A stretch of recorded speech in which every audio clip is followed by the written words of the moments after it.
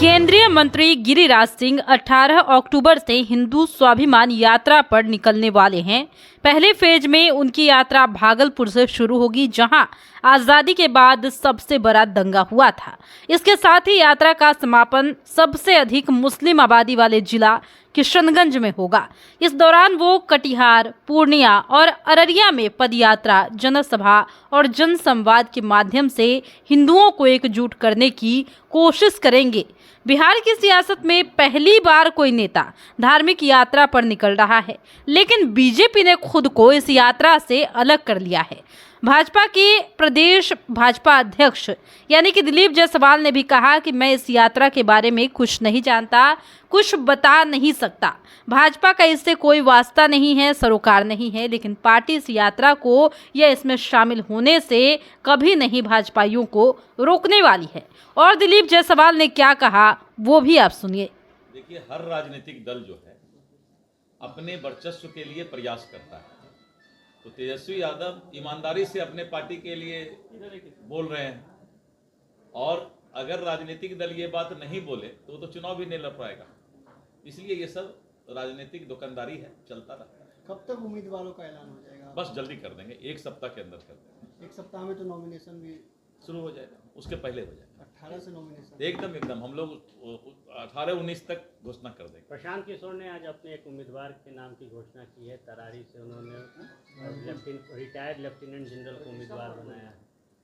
ठीक है, अपना अपना सभी दल को उम्मीदवार बनाने का हक है, अपना अपना बनाते हैं। तेजस्वी यादव दूसरे फेज की यात्रा पर निकले थे, मगर उसे स्थगित कर दिया गया है अचानक से। असल है क्या कि उनको ये मालूम हुआ कि बिहार के जनता में ये आक्रोश है कि जब बाढ़ आया तो वो कहां गायब हो गए।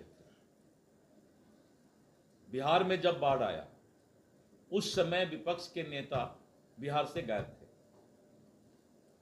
तो उनको सोचना चाहिए कि जिस वक्त बिहार के जनता को बाढ़ पीड़ित के समय में आवश्यकता थी, उस समय वो दौरा नहीं कर रहे थे। तो सिर्फ राजनीतिक दुकानदारी चलाने के लिए कोई दौरा करेगा तो पब्लिक पसंद नहीं करेगा।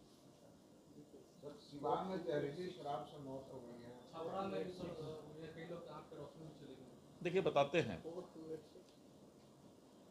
यही बात तो मैं प्रशांत किशोर जी को बोलना चाहता हूं कि आप जो बोलते हैं कि शराब बिहार में हम शुरू करके और बिहार के हालात को सुधार देंगे, जनसुराज नाम रखते हैं, और गांधी जी के जयंती पर आप जो है शराब को बेचने की बात करते हैं। तो यही कमजोर इच्छा शक्ति जो विपक्ष की है, उसके कारण ये सब घटनाएं घट रही है। केंद्रीय मंत्री गिरिराज सिंह की यात्रा को लेकर अब सियासी टकराव जो है बिहार में दिख रहा है।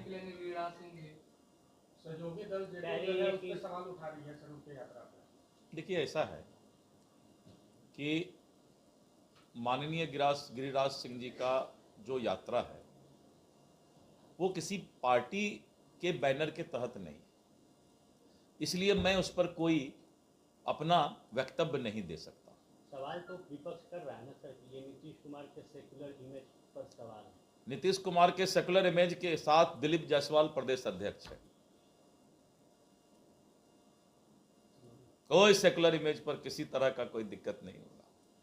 मैं तो बोल ही दिया कि नफरत के नाम पर, न सियासत के नाम पर एनडीए जो है चुनाव लड़ेगी मोहब्बत के नाम पर। प्रशांत किशोर ने कहा है कि भाजपा का बिहार में भविष्य अंधकार में है। बहुत अच्छा, अभी भविष्य वक्ता भी हैं। वो तो राजनीतिक दुकानदारी पहले भी करते थे। वो उसको कहते हैं इंग्लिश में प्रोफेशनल। वो जो है पॉलिटिक्स को प्रोफेशनली वो डील करते थे आज तक, इसीलिए अब भविष्य वक्ता तो शुरू से रहे हैं।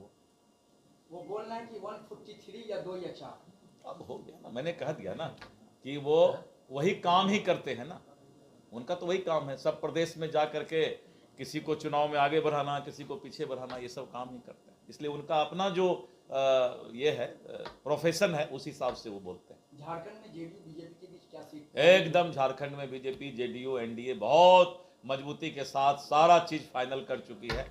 हो चुका है, तालमेल भी हो गया, और मुस्कुराते रहिए, एकदम चुनाव भी अच्छा हो जाएगा। सर, शराबबंदी है, फिर भी लगातार जहरीली शराब से मौत की खबरें आती हैं।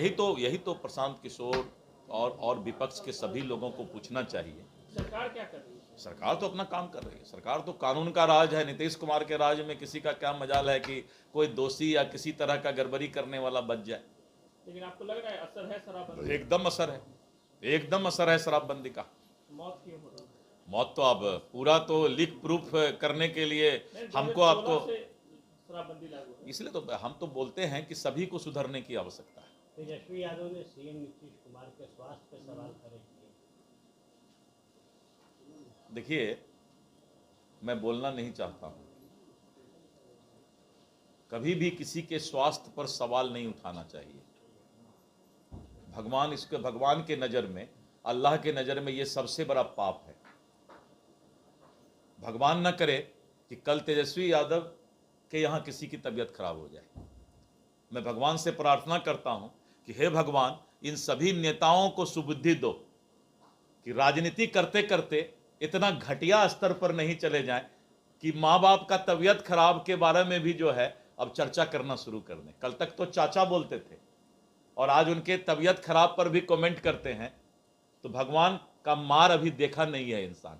जिस दिन भगवान का मार लगता है ना, उस दिन जवानी में भी जो है किसी का कोई हाल हो जाता है। इसलिए नीतीश कुमार जी बहुत अच्छे हैं, प्रदेश अच्छा चल रहा है, इसलिए किसी के स्वास्थ्य पर कभी कोई बात नहीं बोलना चाहिए इंसान।